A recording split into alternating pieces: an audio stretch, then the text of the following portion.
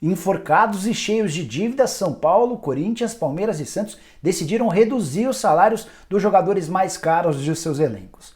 No vídeo de hoje do canal do Nicola, vou te explicar em detalhes essa história. Quero te falar também sobre um movimento dentro do Campeonato Paulista que sugeriu uma virada de mesa sem rebaixamento nesse ano. E para fechar, a economia do Atlético com a liberação de 18 jogadores, quanto o Galo já economizou em sua folha salarial.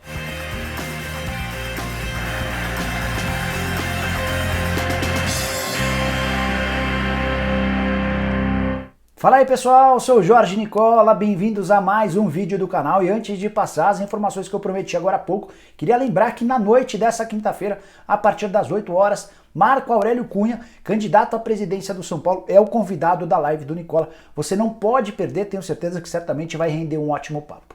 Antes de começar também o vídeo, queria lembrar e pedir para você assistir ao vídeo até o fim. Se curtir, não esqueça de dar um like, de se inscrever no canal e de acionar o sininho. Tudo isso é bem importante para que o canal do Nicola continue crescendo. Se você já fez tudo isso, vire membro do canal do Nicola e participe do bolão. Inclusive tem rodada do Campeonato Espanhol começando nessa quinta-feira. Não esqueça de dar seus palpites. Todos os membros podem participar. E para virar membro é fácil, eu deixei na descrição desse vídeo um link, você clica lá, escolhe uma das 5 categorias e automaticamente já vira membro do canal.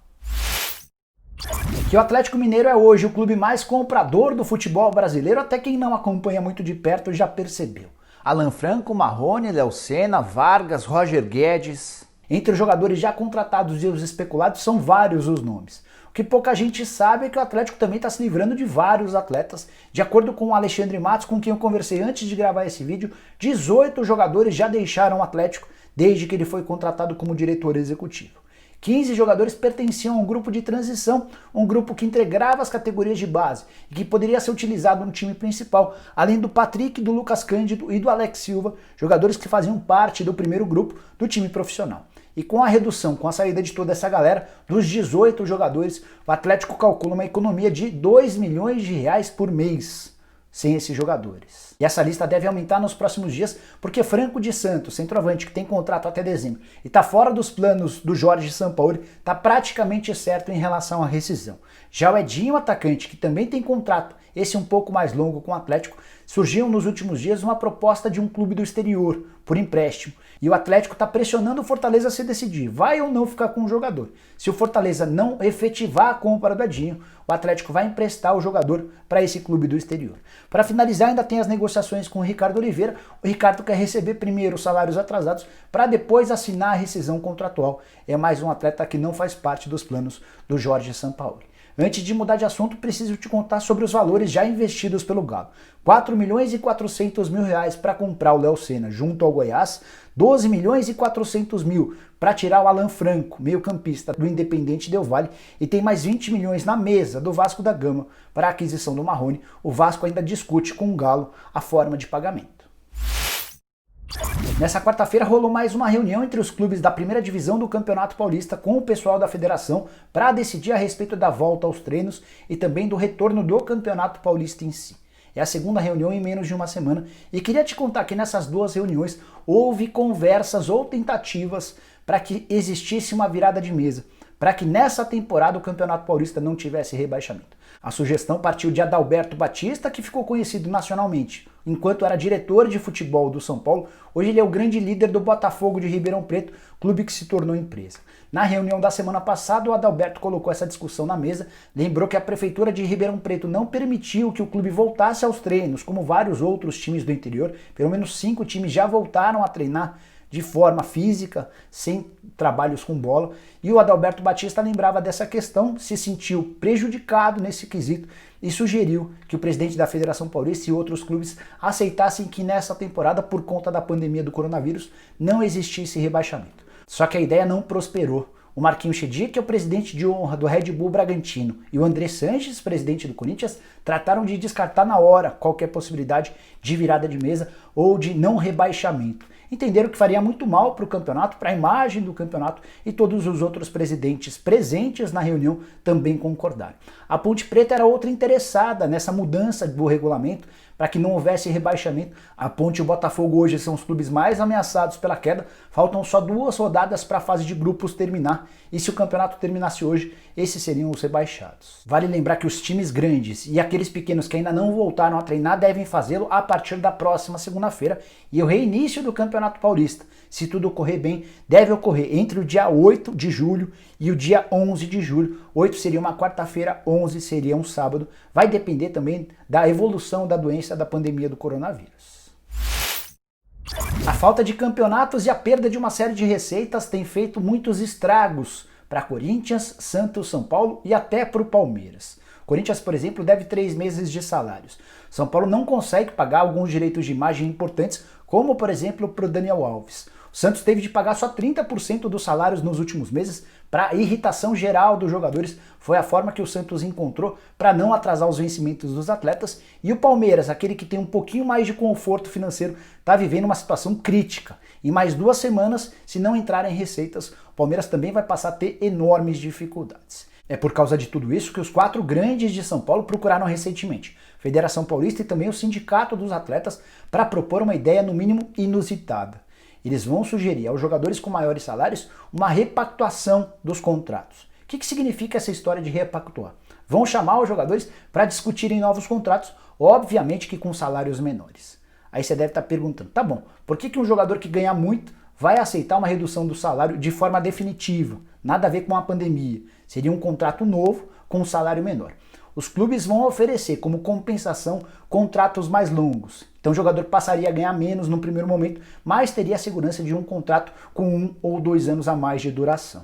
Isso ainda não havia sido divulgado de forma pública até que o canal do Nicola tocasse nesse assunto. A ideia dos dirigentes dos grandes clubes era primeiro procurar esses jogadores para debater a história e a partir do momento em que houvesse a concordância ou não, isso se tornasse público. Como os jogadores ainda não retornaram das férias, nos 4 grandes de São Paulo, no Corinthians, no Palmeiras e no Santos, não houve a oportunidade desse primeiro contato. Isso deve acontecer somente na semana que vem. Mas antes de gravar esse vídeo, 2 fontes importantes de grandes clubes me confirmaram que é essa a ideia sim, que está sendo debatida entre os grandes, a Federação Paulista e o Sindicato dos Atletas. Peguei alguns exemplos para você entender como é que funcionaria essa história. No São Paulo, por exemplo, o Daniel Alves custa ao tricolor R$1,5 milhão por mês, entre salários, direitos de imagem e luvas. O contrato vai até dezembro de 2022.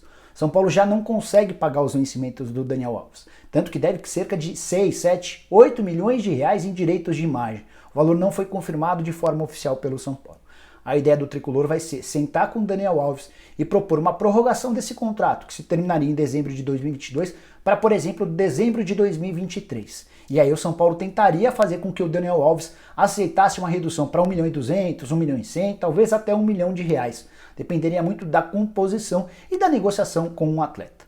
No Palmeiras, talvez a situação que mais garantiria um alívio na folha. São vários os atletas no Palmeiras que ganham mais de R$500 mil por mês. O Palmeiras, por exemplo, paga hoje ao Lucas Lima R$700 mil por mês de salário, mais R$250 mil de luvas. Ou seja, o Lucas Lima custa R$950 mil por mês e tem contrato até dezembro de 2022. O Palmeiras poderia sugerir dezembro de 2023, junho de 2024, dependeria muito das conversas com uma redução dessa grana. Já no Corinthians, um caso específico é do zagueiro Gil, que veio da China, onde tinha muito moral e salário altíssimo. Ele está entre os jogadores mais bem pagos do elenco, ganha na casa dos 700 mil mensais. O contrato do Gil no Timão termina em dezembro de 2022, como todos os outros casos que eu citei. O Corinthians pode sugerir R$500 mil por mês de salário e contrato até dezembro de 2024. No Santos, um caso poderia ser do Uribe, jogador contratado do Flamengo no ano passado, salário na casa dos 420 mil mensais. O Uribe tem contrato até junho de 2022. Não seria bacana, do ponto de vista prático, prorrogar o contrato de alguém que não joga? O Uribe tem sido bem pouco aproveitado, mas seria uma forma de diminuir o impacto na folha salarial nesse momento.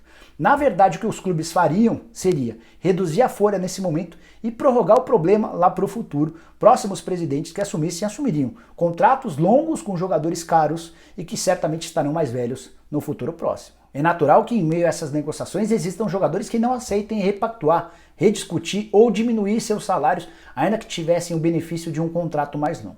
Então, pode haver a possibilidade de esses clubes sugerirem uma rescisão de contrato amigável, liberando os jogadores a procurarem clube no Brasil ou no exterior. A situação está muito delicada para esses clubes grandes que eu citei. E isso é também muito reflexo das folhas salariais altíssimas. O Palmeiras gasta hoje cerca de 17 milhões de reais por mês. O Corinthians tem uma folha de 12 milhões de reais. Essa folha vai diminuir um pouquinho com a saída do Wagner Love, embora o Jô chegue para ganhar praticamente a mesma coisa. Então dá para imaginar a manutenção desses 12 milhões de reais. São Paulo tem uma folha hoje de 11 milhões de reais, seguida pelo Santos com 10 milhões de reais mensais. Antes de encerrar o vídeo, só queria te ajudar a entender por que os 4 grandes de São Paulo vão passar por tanta dificuldade. Toda a projeção de faturamento com bilheteria vai deixar de existir daqui para frente, pelo menos até o ano que vem. A tendência é que a gente tenha jogos com portões fechados, tanto no Campeonato Paulista, quanto na Copa do Brasil, no Campeonato Brasileiro e na Libertadores da América. Muito dinheiro vai deixar de existir. Um raciocínio parecido vale para o sócio torcedor de qualquer um desses 4 clubes que não vai mais poder ir ao estádio, e aí é natural que ele deixe de pagar a mensalidade desse programa. São 2 pontos extremamente importantes que vão resultar em perdas milionárias para os 4 grandes de São Paulo. O mesmo raciocínio vale para todos os outros clubes do futebol brasileiro. Bom, pessoal, eram essas as informações que eu tinha para dividir com vocês na manhã dessa quinta-feira. Espero que tenham curtido o vídeo. Deixem um like por aqui. Quem ainda não se inscreveu no canal do Nicola, bem fácil.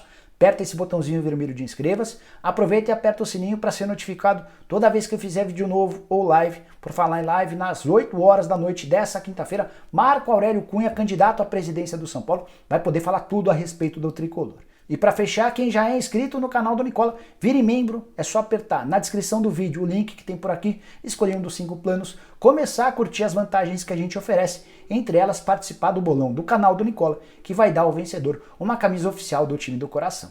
Te vejo à noite, abraço, tchau, tchau!